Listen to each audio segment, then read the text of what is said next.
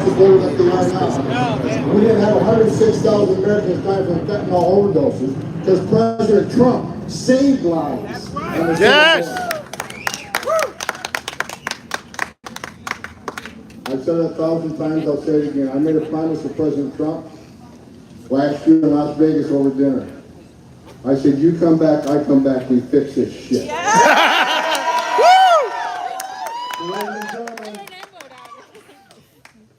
The baddest ass president. Let go, Tom! Whoa! Woo! Yeah! Woo!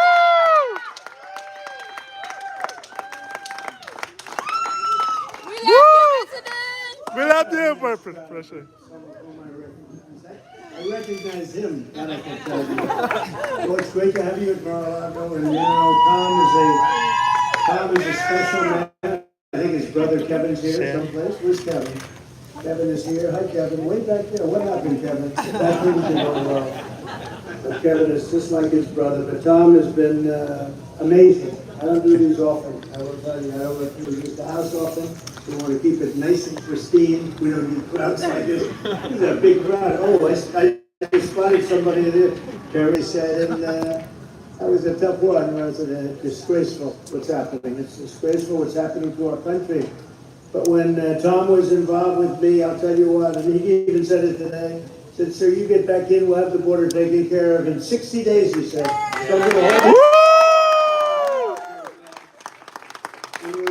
I believe the real number of people coming in by the end of this year is going to be 15 million people. I believe that's the real number. Wow. That's bigger than New York State. Yep.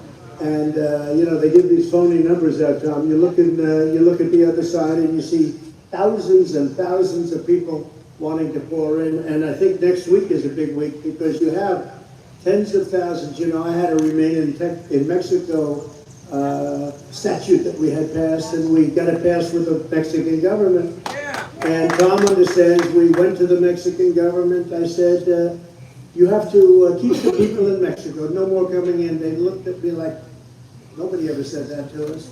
I said, you have to do that and many other things. You have to give us 28,000 soldiers. It's very important that you give us 20 free of charge. They said, we won't do that. And the person from the State Department who was in charge of Mexico for 25 years said, sir, they'll never give you these things. I said, yes, they will, 100%. He said, they won't do it, sir. I said, yes, they will. I said, give me your top 10 things. And I asked Tom Holman and a couple of people. We asked Brandon Judd, who I think is terrific. I hope I'm speaking properly when I say that. I don't know if he's here or not, but he's a terrific guy, and he's been a friend. And I asked a couple of others, give me a list of your top 10 things. Put them down. I'll get them from Mexico. And even Tom wasn't a total believer in this, but he gave me 10 crazy things that were impossible to do. And they all did. We put the 10 toughest, the 10 most important. And I said, here's what we need. For two of them, one was remain in Mexico, so important. Another one was your bill where you have to be reasonably healthy to come in, so you don't infect everybody in our society, right? Which, as you know, is ending very soon. And when it ends, you're going to have tremendous numbers of people. So come pouring in. And that's going to be, I think, in the next couple of weeks. Hundreds of thousands of people coming in, waiting, remain in Mexico. And a judge upheld it. So the Mexican top person in the whole country came in, right under the president. And I'm sitting there with the head of the State Department and some other big people from our country. And I said, we're going to have to do a remain in Mexico policy where they say in your country they can't come in. He looked at me like I was crazy. He said, we won't do that. He actually smiled and laughed because it was funny. And then I gave him 2 or 3 of other beauties. And then I also said, you have to supply us with 28,000 soldiers because while we're building the wall, you know, we built 500 miles of wall. And then we were in the process of building another 200 miles. And we had a good direction. So, yeah. And then they said, we don't want to build the 200. 3 weeks, they would have had another 200 finished. And they were important because they were the areas that were leaking, so to speak, and they were important. But I said, no, you have to give us the soldiers. You have to do a remain in Mexico policy. Nobody ever even heard of it. We came up with that name, remain in Mexico, meaning you can't come into our country until you get passed. And they said, no, we won't do that, sir. I think it's so funny that you asked. I said, it's not funny. Here's the switch. If you don't do it, On Monday morning, we're putting a 25% tariff on all products, including all the cars that you took away from our country. Wow. Woo. That's a deal. 25% tariff on them. You were there. We're putting a 25% tariff on all products coming in from Mexico, including the thousands and, they took 32% of our car business. They make now 32% of what we used to make, if you can believe it. So we're going to put a 25% tariff on. He said, you wouldn't do that. I said, oh, I'll do it. Here's the papers right here. I'm signing them on Monday morning. This was a Friday. And he said, sir, may I please be excused? I'd like to make a phone call. I knew who he called, who I really like, the president of the country, who I really do like. He's a socialist, but that's okay. And he comes back in to see me like 10 minutes later. And he said, sir, it would be a great honor to accept your proposal. And every one of those 10 things, Tom, every single one of them, I should have made a bet with the State Department first. She was actually good, but she was so used to being told no for 25 years that, she just accepted it. But that's what we did, and we did this stuff together. And I want to tell you, this man is tough, and he's smart. So we replaced the catch and release, detain and deport. We call them detain and deport. We used to have catch and release. You know what that is? You catch them, then you say, hi, how you doing? And we release them. Shut down asylum fraud. We did that. We negotiated remain in Mexico, the historic Safe Third agreements. You know what that is. We built hundreds of miles of wall. Everybody knows that. We would have built a lot more. Another 3 weeks, we would have had another couple of hundred. And our border was never stronger. We never had a border anywhere near as strong as it was just 3 years ago. Now I can say 3 years. It's getting closer and closer to that very important election day. I used to say just 6 months ago, because it happened almost immediately. And now I say 3 years ago. Think of that. Amazing. We've gone through 3 years of hell. Our country has never been downgraded like this. If you took, and I say this often, if you took I would say the 5, maybe even more than that, 6, maybe 6, 7, 10 worst presidents in the history of our country, he wouldn't have done the damage that's been done to our country in the last little while. I mean, you take a look at, you would have never had Ukraine, you would have never had Russia. You wouldn't have had them fighting, and I talked to Putin about it a lot. I've spoken to Kerry about this. We used to talk about that, if you remember. It was so crazy because he wouldn't have ever done it. He understood, couldn't do it. I won't tell you exactly why, but he understood why. And he didn't believe it, but he believed it 10%. That's all you need. Same thing with President Xi of China, with Taiwan. 0 chance he would have gone in. Now it looks like it's just a question of time. He's wanted it a long time. I knew that, but he would have never done it. Would have never, under any circumstances, done it. But you take a look at inflation. That was caused by energy. When the energy went up, the inflation went up, everything went up. Now it's caused by everything, because now everything is gonzo, it's through the roof. That would have never taken place. The crime in our cities is worse than it's ever been. Nobody does anything about it. And our country is going to hell. But we're going to have an election which I never thought I'd say it. 2016 was so important, and we did so many things. We rebuilt our military. We have the largest tax cuts in history, the largest regulation cuts in history, the most jobs in history. All of the things, even if you think about it, we did a medical invention, so to speak. You know what that is, right? Where you're allowed to go out and try a medicine that isn't approved if you're ill, if you're very ill, terminally ill. And nobody ever thought it could happen. They've been trying to get it passed for, I think 52 years, something like that. Very complicated because the doctors didn't want it, because they didn't want to be accused of anything. The insurance companies didn't want it. The labs didn't want it, right? Nobody wanted it, and we got it passed. And now people are living all over this country, thousands and thousands of people. They used to go to Asia, they go to Europe looking for a cure. That's right. We have the best labs in the world, and we got that taken care of. We got it done. Nobody thought it would be possible. So many things we did. So many things we did. You're the best president ever.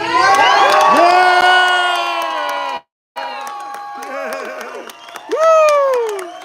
Yes, sir. You're the best president ever. We love Trump. We love Trump. We love Trump. We love Trump. We love Trump. We love Trump. Who's that person? President He 2024. had a beautiful voice. Oh, he's a wonderful But that was called Right to Try, Right to Try. And that was so important. I mean, so many lives were saved. And we did so many other things. We're not going to go. But when you think of all of, we rebuilt our military. We created Space Force. Everybody laughed when I said Space Force. Russia and China were killing us in space. And they want to have it as a little part of the Air Force, maybe. They didn't even know what they wanted. I said, no, we have to have our own Space Force. It'll turn out to be one of the most important things that we did. I think it's going to go down. It's already turning out, and it's had a huge impact on our weapons and everything else. But now if you think about it, what have we done? We have no ammunition. Do you know that? We have no ammunition. So we're giving billions and billions to Ukraine. And you know, you can like it, not like it, you can have lots of different opinions, but we're in for 150 billion so far. And all of Europe, which is the same size as us on the economy, same size as us if you add it all together, they're in for 15 billion. So we're in for 10 times more than them, and it affects them slightly more than us, wouldn't you say? It's on their border. It's really, you would say, it's their problem, much more. That's right. But we've been given so much away that we essentially have very little ammunition. Some people say we have no ammunition. It's very close to that. And now they want us to go to fight for Taiwan, even though we have no ammunition, even though it's 9,500 miles away, and even though they're 71 miles away.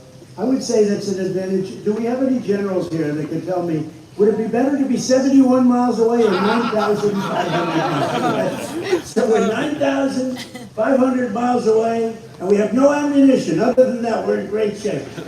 This country, we had so much ammunition, we didn't know what to do with it, but now we don't have any. And things will work out. Somehow we get them to work out, but we have to make a change, and it's got to be fast. And I'll tell you what, if we don't win this next election, this country is finished. Yes, yes. You're right. In this country. Chinese blimp. It's not even the blimp. The blimp is the least of it, but still the blimp, right? But you know, when you look at all of the money that Biden and the Biden family have taken in from China, I guess there's a reason he's not overly aggressive with that, when you think of it. Yeah, I guess there's a Was reason. not It's Biden? very sad. We have never been in, I don't want to leave you depressed, because here we have to Yes, yes. use it. And you walk away depressed. I said, that was the most depressing evening. But you know what? We've never, in my opinion, this country has never been in the jeopardy that it's in right now. And a lot of that has to do with the power of the nuclear, the power of weaponry, because I know that power very well. I've resupplied and redone everything, including the nuclear, which I hated to do, actually, because I think everybody should denuclearize, because the power is so massive, so horrible. And this won't be a war where you have army tanks going back and forth shooting each other. This is big stuff. This would be a nuclear third war and third world war. And we have a man that doesn't have a clue. We have a man that doesn't understand it. We have a man who is in the midst of all of these problems like nobody's ever seen before. He goes to Ireland and doesn't have a news conference. The whole thing is really, we're in great danger. We're in great danger of a third world war.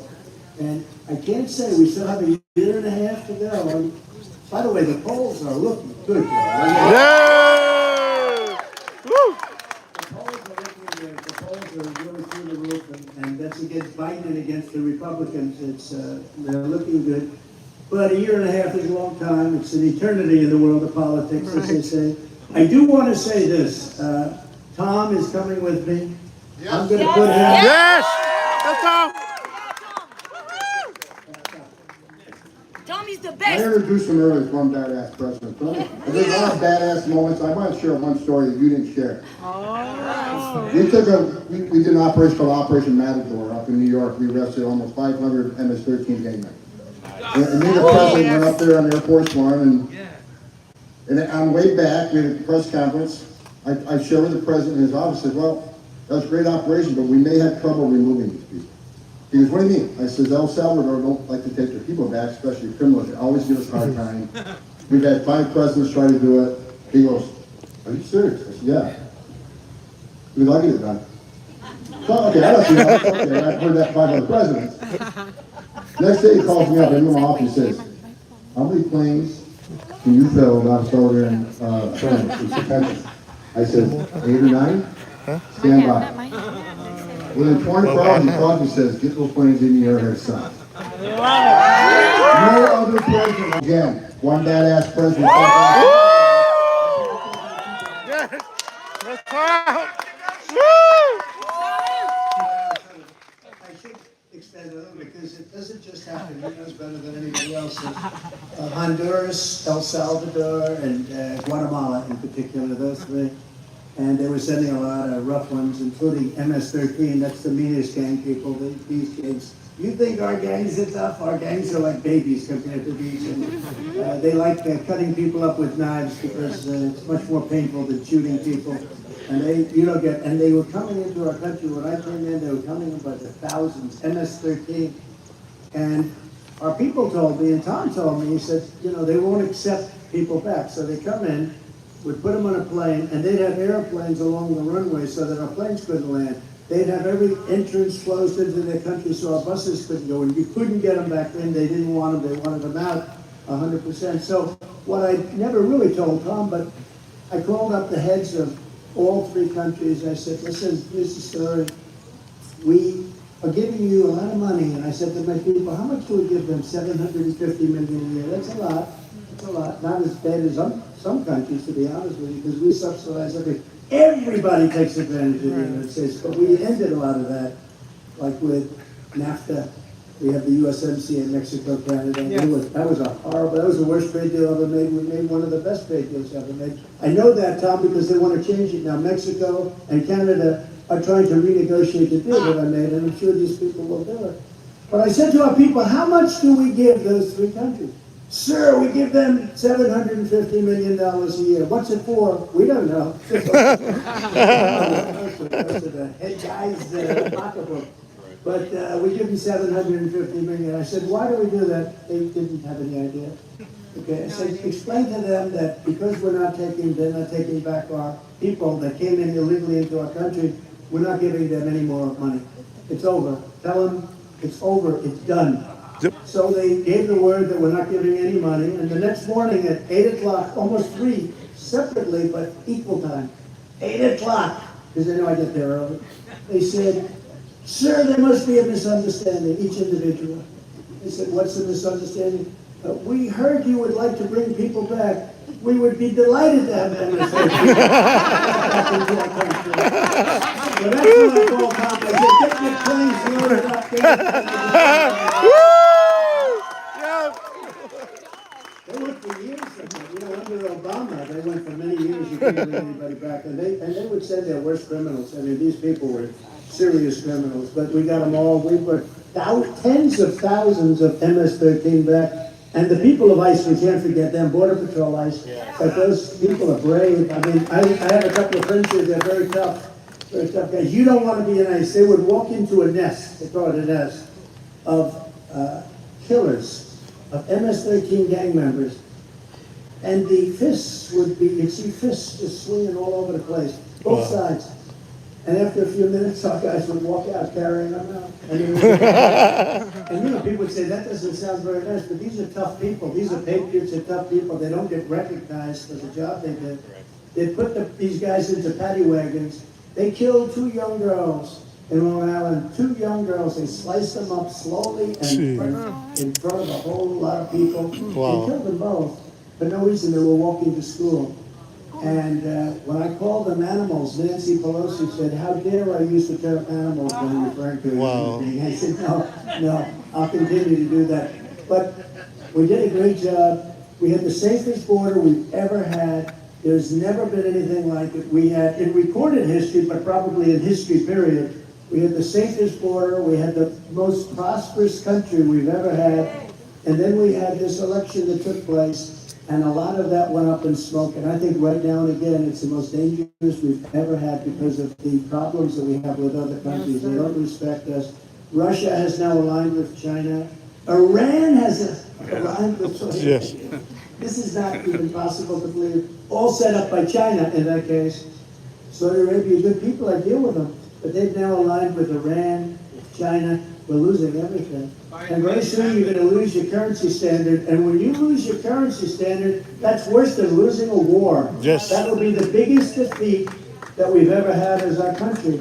And if you look at Colombia, Brazil, Russia, China, when they want to do it, you know, they want everybody to go to the yuan. Right. And we don't want them. We want them to stay in the dollar. So we'll be able to handle it. But, you know, after another couple of years of this, it's only going to get worse. We were energy independent 2.5 years ago. And now we're taking oil from, of all places, Venezuela. We weren't even allowed to talk to Venezuela. Now we're making the people that took over Venezuela very rich by taking their oil. So I just want to thank everybody for being here. And your project. Thank you, President. This man is great. And Tom will leave you 1,000%. Okay? Thank you, President. Woo! One person on the audience. He's sitting right in the front row. Victor Alba, raise your hand. That's a hero, I say. Woo! They were ambushed, his father died, Victor shot several times, survived. You want to talk about a hero? He's right there in the front row, Victor Alba.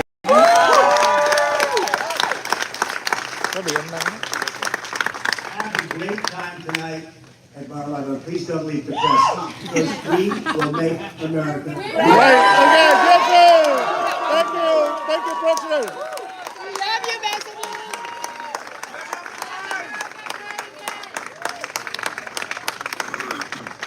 Mr. Trump.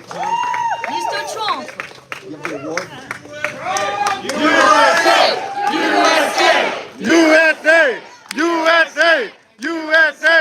USA! USA! USA! USA! We love you, President. We love you. We love you. Mr. Trump, look at my shirt. Look at my shirt. I'm French. You were right. We love you, President Trump. Yes, we love you.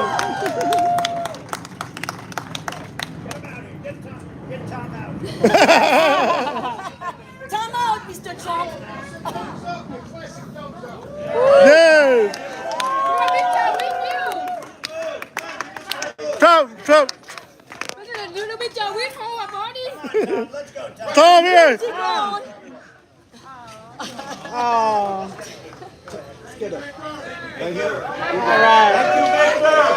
Woo!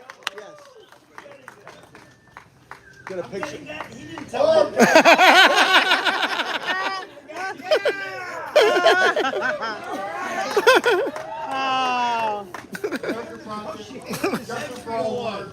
For the greatest president in my life. Yes. Whoa. Right here, guys. Woo! Mr. President. Oh my God. Thank you, Mr. President. Thank you, Mr. President. Woo! Awesome. He knows me. Yeah, my friend. J'adore. You got it. Non, mais c'est magnifique. Fuck Biden. I was in Paris when it happened. Oh my It was God. horrible. I love it. Vui quá mọi người ơi. Vui quá. Thời chính sốc không? Kề bài. Em cảm thấy gì chút xíu. Mr. President, ba đời quý vị, chúng ta rất là may mắn luôn á, thật là may mắn luôn á. Ok. Anh lại nói chuyện với Karen, cái gì đây này? Ôi trời ơi, tắt đi. Trời ơi, tạm biệt quý vị nha. Vừa rồi quý vị nghe nguyên toàn bài của Tổng thống ra nói chuyện cho buổi hôm nay. Quý vị thấy như thế nào ạ? Nếu có gì quý vị nghe được cái chương trình này thì cố gắng subscribe vô để mình còn tiếp tục ok quý vị. Bye bye quý vị. Tạm biệt.